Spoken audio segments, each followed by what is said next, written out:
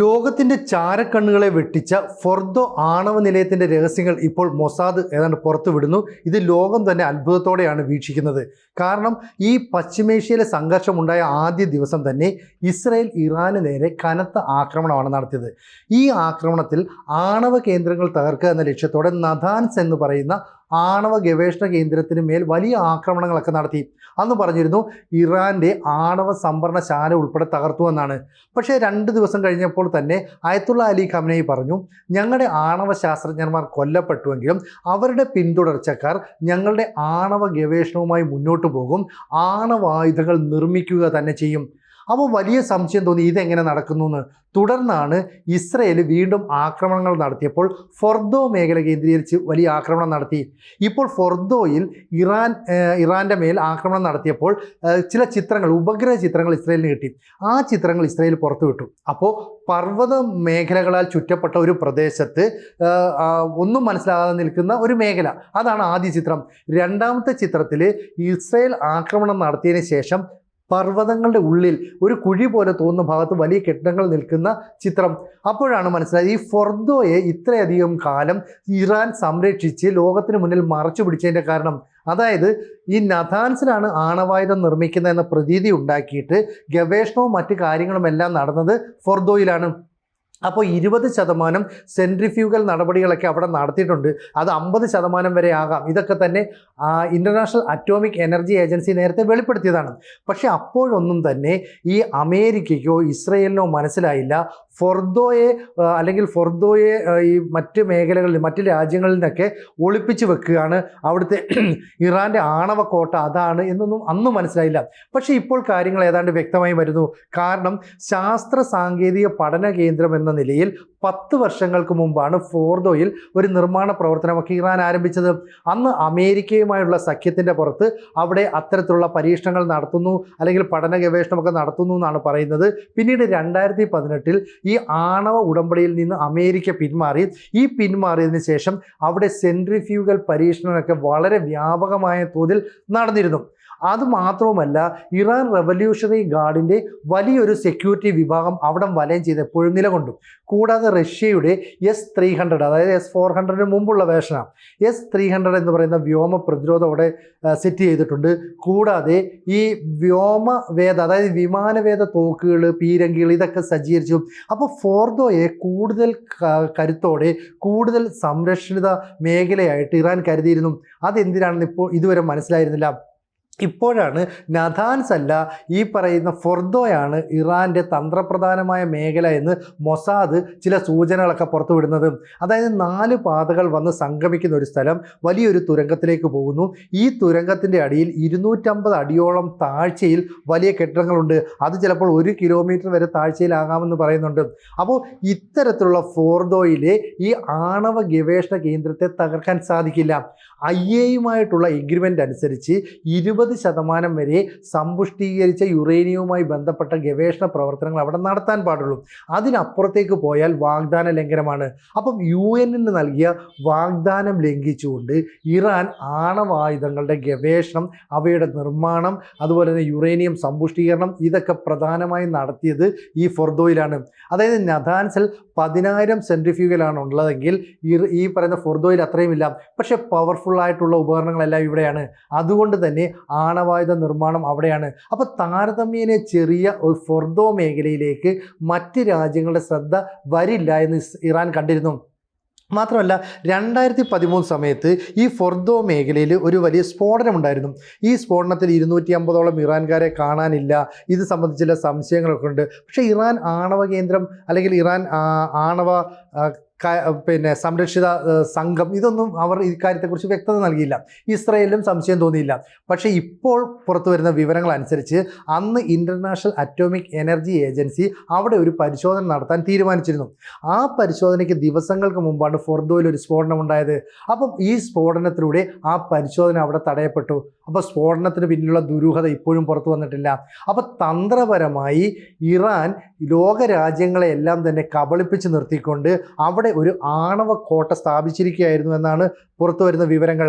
അതായത് ഒരു പതിറ്റാണ്ട് മുമ്പ് ഫോർദോയിൽ നിർമ്മാണ പ്രവർത്തനങ്ങൾ തുടങ്ങിയപ്പോൾ അത് ശാസ്ത്ര സാങ്കേതിക പഠന കേന്ദ്രമെന്നാണ് അറിയിച്ചത്. ആ രീതിയിലാണ് വിവരങ്ങൾ പുറത്തു വന്നത്. അപ്പം നശീകരണ ശേഷിയുള്ള ആയുധങ്ങൾ ഞങ്ങൾ നിർമ്മിക്കുമെന്ന് അയത്തുള്ള അലി ഖമനേയി ഉറപ്പിച്ചു പറഞ്ഞതിൻ്റെ കാരണം ഇത് തന്നെയാണെന്നാണ് ഇപ്പോൾ മൊസാദ് നൽകുന്ന സൂചന. കാരണം ഇസ്രായേൽ ഡിഫൻസ് ഫോഴ്സും വ്യോമസേനയും ഒക്കെ തന്നെ നദാൻസിന് മേൽ കടുത്ത ആക്രമണം നടത്തിയിട്ടും ഈ അയത്തുള്ള അലി ഖമനേയിക്ക് ഇത്ര ആത്മവിശ്വാസത്തോടെ എങ്ങനെ സംസാരിക്കാൻ കഴിയുമെന്നാണ് എല്ലാവരും ഉറ്റുനോക്കിയത്.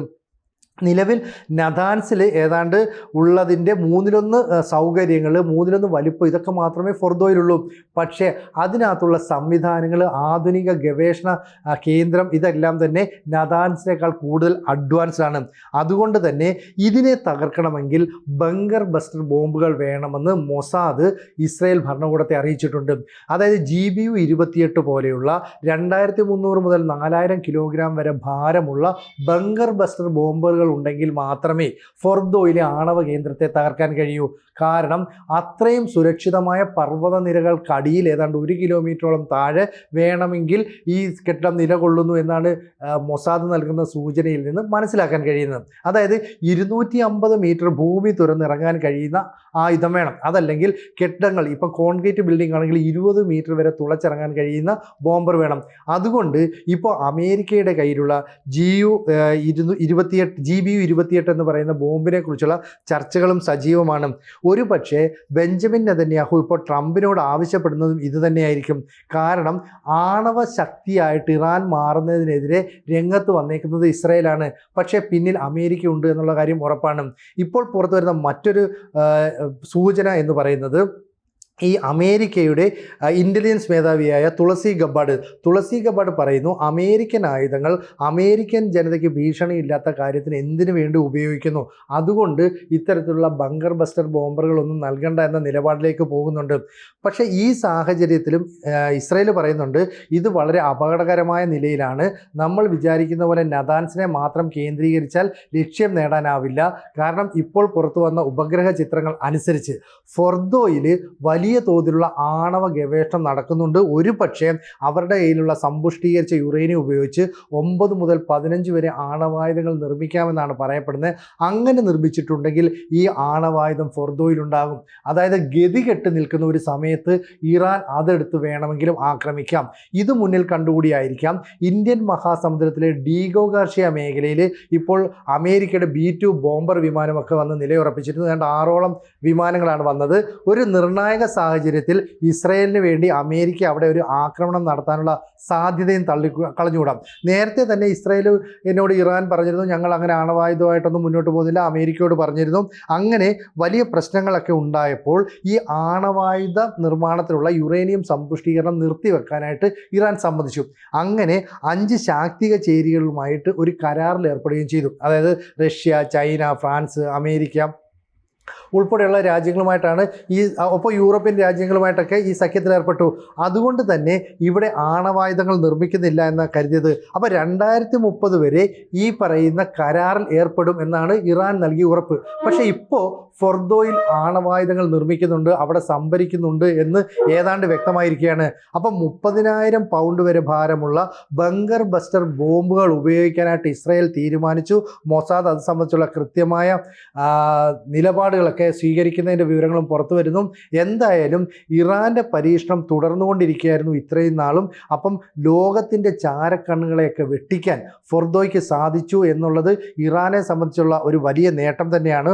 ഒടുവിൽ ഇവർ ഇത് കണ്ടെത്തുകയും ചെയ്തു. അതുകൊണ്ട് തന്നെയാണ് സ്റ്റീവ് വിറ്റ്കോഫും അതുപോലെ തന്നെ അബ്ബാസ് അരഗാച്ചിയും ഒക്കെ തമ്മിൽ നടത്താനിരുന്ന 6ാം ഘട്ട ചർച്ചയ്ക്ക് തൊട്ടു മുമ്പ് തന്നെ ഏതാണ്ട് 48 മണിക്കൂറിന് മുമ്പ് ഇസ്രായേൽ ഇറാനെ കയറി ആക്രമിച്ചത്. അപ്പോൾ ഇത്തരത്തിലൊരു ആക്രമണത്തെക്കുറിച്ച് കുറിച്ച് ഇറാൻ തുടർച്ചയായിട്ട് അപലപിക്കുന്നുണ്ടായിരുന്നു. ഞങ്ങളുടെ രാജ്യത്തെ ഇങ്ങനെ കയറി ആക്രമിച്ചത് ശരിയല്ല, വലിയ ദുരന്തമാണ് സൃഷ്ടിച്ചതെന്നൊക്കെ പറയുന്നുണ്ട്. പക്ഷേ ഇതിൻ്റെയൊക്കെ കാര്യം ഫോർദോ എന്ന് പറയുന്ന അവരുടെ പ്രധാനപ്പെട്ട ആണവ ഗവേഷണ പര്യവേഷണ കേന്ദ്രം ലോകരാജ്യങ്ങളിൽ നിന്നും മറച്ചു വെക്കാൻ വേണ്ടി, ഒളിച്ചു വെക്കാൻ വേണ്ടി നടത്തിയ തന്ത്രമാണ്. ഇതിപ്പോൾ വ്യക്തമായിട്ടുണ്ട്. നിലവിൽ 10,000-ഓളം സെൻട്രിഫ്യൂഗൽ നെതാൻസിലുണ്ടായിരുന്നെങ്കിൽ അതിൽ കുറവ് മാത്രമേ ഈ പറയുന്ന ഫോർദോയിലുള്ളൂ. പക്ഷേ കൂടുതൽ പവർഫുൾ എന്ന് പറയുന്നത് ഫോർദോയിലെ ആണവ ഗവേഷണ കേന്ദ്രത്തിനാണ്. അതുകൊണ്ട് അവിടെ നിന്ന് ആണവായുധം നിർമ്മിച്ചിട്ടുണ്ടെങ്കിലോ ആണവായുധം അവിടെ സംഭരിച്ചിട്ടുണ്ടെങ്കിലോ ഇസ്രയേലിനും അമേരിക്കയ്ക്കും മാത്രമല്ല ലോകത്തിന് തന്നെ ഇറാൻ ഭീഷണിയാകുമെന്ന കാര്യത്തിൽ സംശയം വേണ്ട.